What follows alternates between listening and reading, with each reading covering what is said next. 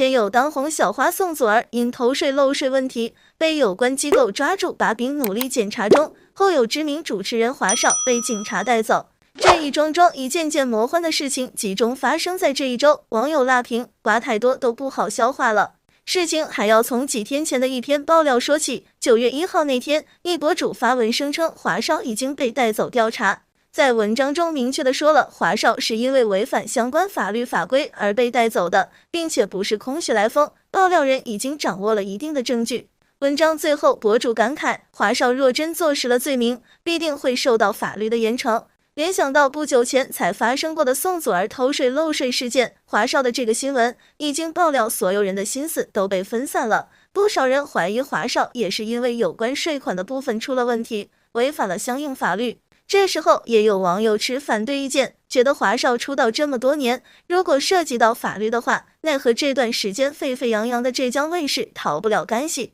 与此同时，也有 IP 地址在华少所处地的网友出来认真放锤。这位网友声称自己是律师事务所的一个普通打工人，华少的这个瓜他是第一个吃到的。当有人问起华少出了什么事的时候，这位网友也只是神秘兮兮的说道，这个不能说，也不方便说，但是华少本人非常憔悴。这个语气再加上 IP 地址牢牢地坐实了这个网友说的话都是自己亲眼所见，一时之间关注华少的粉丝全都炸了锅。明星一出事，最不缺的就是吃瓜网友，这次也不例外。很多人见华少深陷舆论当中，纷纷跑出来落井下石，都说墙倒众人推。之前华少的一些黑料也随之卷土重来。这个瓜还要从8月中旬说起。著名歌手李玟在前段时间因抑郁症不幸离世。事情过去一段时间后，8月17日，有网友曝光了李玟的一段录音。录音中，李玟十分生气，一度哽咽，控诉自己所参加的节目《中国好声音》节目组那些不正常的操作，节目组的管理措施不完善，有很多漏洞，对有后台的选手和没后台的选手就是两种态度，区别对待，让很多勇于追梦的选手都遗憾淘汰。李玟的去世本就足够让网友震惊，想到他生前还在为选手们抱不平，大众对于李玟的逝世的惋惜多了几分，同时对中国好声音这个节目的好感陡然骤降。同时更多细节也随之曝光，此时的中国好声音官方账号只是不痛不痒地发布了一个声明，声称和李玟确实有过纠葛，但是当时早已经沟通好了，还阴阳怪气地说发布录音的人是对李玟的不尊重，损害了中国好声音的形象，然后又自作清高地说，对于逝者中国好声音保持尊重的态度，不会再对于此事做出解释。全篇避重就轻，根本没有提出李玟所在录音中说的那些问题，反而是将事情勇敢曝光的网友贬得一文不值。这篇声明不出意外的又遭到了大家的强烈谴责。其实很多参加过中国好声音或者是在浙江卫视曾经遭受过不公平待遇的明星、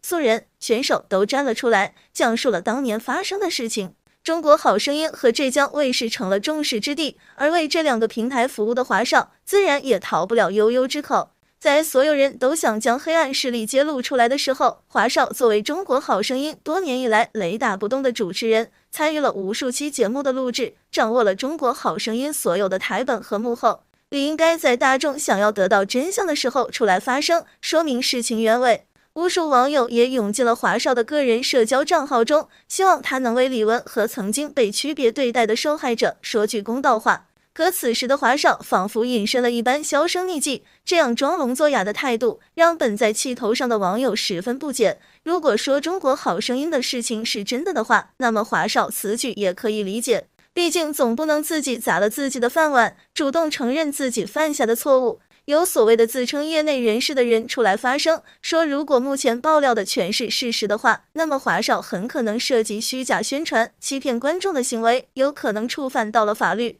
那么华少被有关部门带走的事情也有可能是真的。说起华少，浙江卫视和中国好声音这三者之间的联系不是一般的紧密。华少主持生涯的崛起离不开中国好声音，而中国好声音的诞生离不开浙江卫视。自从2011年开始，华少就常驻中国好声音，成了国内为数不多音乐节目的主持人。当年中国好声音有多火就不用多说了，许多知名人士的成功就是从中国好声音开始。中国好声音也成了很多音乐节目的前辈，开创了内地综艺形式的新历史。随着节目的成功播出，华少的身价也随之水涨船高，名气大大的提升，代言广告更是一个不少。华少就这样坐着火箭一般达到了人生巅峰，豪宅豪车数不胜数。而如今被爆料出中国好声音作假，那么也就是说华少的所有名利全都是通过助纣为虐的不当手段得来的。2012年，华少凭借着一副好舌头，成功的闯入了大家的视线内，能将350字的广告词不卡壳、吐字清晰，几十秒之内说完。华少受到了很多广告商的青睐，那段时间他的代言也是一个接着一个，广告费拿到手软。2年后，2014年，华少主持了一部明星访谈类的节目，邀请了著名演员张家辉当作被采访对象。访谈刚开始，华少就抓住了每一个艺人最忌讳的问题——收入，一直不间断地问张家辉的私人财产情况，而这种情况已经不是第一次出现了。好似所有被华少采访过的人都难逃一劫。演员唐嫣被采访的时候，也被问到了年收入之类的问题。唐嫣本想打个马虎眼糊弄过去，但却被华少抓住细节，持续追问房子和车子的价格。这边问着张家辉，华少故意将自己的腕表和戒指露了出来，十分高傲地翘起了二郎腿，对着镜头洋洋得意，好似自己是比张家辉高了几头的大前辈。眼见有话题可以转移张家辉，将被谈论的对象引到了华少身上。而作为主持界的老油条，华少怎么能不明白张家辉的做法是什么意思呢？他偏偏不如张家辉的意，提起了张家辉的小女儿。事情发生的时候，张家辉的女儿年仅9岁，本是无忧无虑的童年时期，考虑的只有如何快乐生活和学业问题。华少却不知道一般，频频问张家辉有关于女儿早恋的问题。对于张家辉的冷脸，华少并不在乎，持续抛出爆炸性的问题：如果你女儿以后出嫁的话，对方需要有房有车吗？见张家辉沉默，华少继续提问：你对你姑爷的要求是什么？至此，张家辉也不再掩饰，脸上的厌恶十分明显，问华少：怎么了呢？你想追求我女儿吗？一句看似简单的玩笑话，包含了张家辉对华少人品的极度否定和厌恶。背对了的华少一时语塞，但还是大言不惭地说可以让自己8岁的儿子追求张家辉的女儿。几年前，华少被一档综艺节目邀请去参加，成为了节目的幕后解说员。由于这档节目是浙江卫视新推出的做任务类的综艺节目，有了解说员的加持，在成员们做任务的时候，画面不会过于无聊。此时谁都没想到，就是这样一档平平无奇的综艺，能让著名演员高以翔命丧当场。事情发生在2019年，当时的高以翔参加了最新一期的节目录制，不过由于长时间的连轴转工作，再加上这档综艺节目需要长时间大量的运动，高以翔已经多次向节目组提出自己体力透支，需要休息，大喊我快支持不住了，但是被工作人员以这样更有看点为由拒绝了。高以翔在节目中加速狂奔，然后逐渐减速，到最后栽倒在花坛中，从此便离开了人世。而这个时候，在后台的华少以及工作人员还在不停解说。华少由于需要掌握参演人员的一举一动，才能做出合理的解说。对于高以翔的状态，他一直是看在眼里的。不过见到高以翔躺在花坛中，他却只是说高以翔已经做到极限了，然后便不再管高以翔的状态，转而去看其他人。而这个时候的工作人员也不以为意，看见高以翔倒下，还在嘲笑他。哎呀，这就不行了。最终由于没有第一时间察觉高以翔的不对劲，导致救援错过了黄金时间段，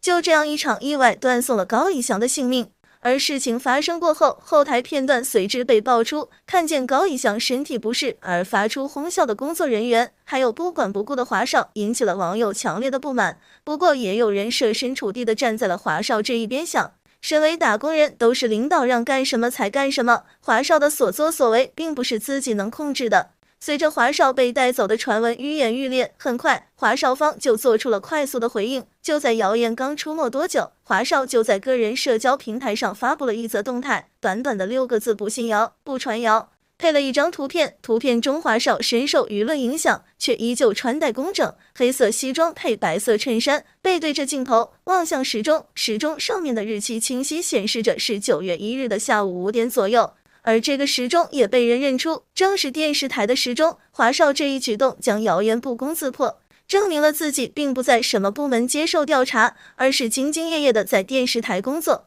不过网友似乎并不买账，基于之前华少做出的种种不当行为，网友似乎对华少已经彻底失望，给他打上了一个坏人的标签。如今华少再怎么解释也没人相信。评论区内热度最高的几条都是希望华少接受调查的言论。这个时候还有人开玩笑声称，之所以照片中的华少不露脸，是因为真人已经被带走接受调查，有假人或者 AI 替代拍的照片。网友的种种举动也能证明，公众人物的一举一动都在大众的视线之内。互联网是有记忆的，明星的一点风吹草动都会被无限的放大，所以做人还是要安分守己，不做亏心事和昧良心的事情。对于已经身败名裂的华少来说，他未来的路好不好走，只能用自己的行为来表忠心了。